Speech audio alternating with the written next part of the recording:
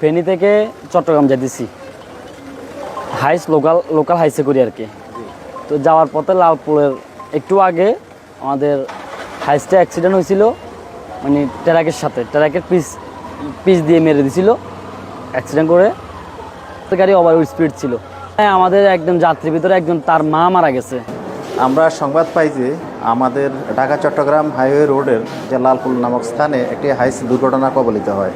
তাৎক্ষণিকভাবে ঘটনাস্থলে যাই আমি এবং আমার অফিসার ফোর্স সহ। ওখানে আশঙ্কাজনক অবস্থায় যারা ছিল দুর্ঘটনা কবলিত লোকজন তাদেরকে হাসপাতালে পাঠাই দিই।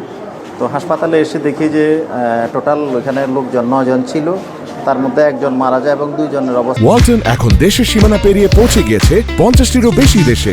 ওয়ালটন, ঘরে ঘরে বিশ্বজুড়ে। আশঙ্কাজনক, তাদেরকে আমরা দ্রুত চট্টগ্রাম মেডিকেল কলেজ হাসপাতালে প্রেরণ করি, আর বাকি যারা আছেন তাদেরকে প্রাথমিক চিকিৎসা সেবা দিয়ে ছেড়ে দেওয়া হয়।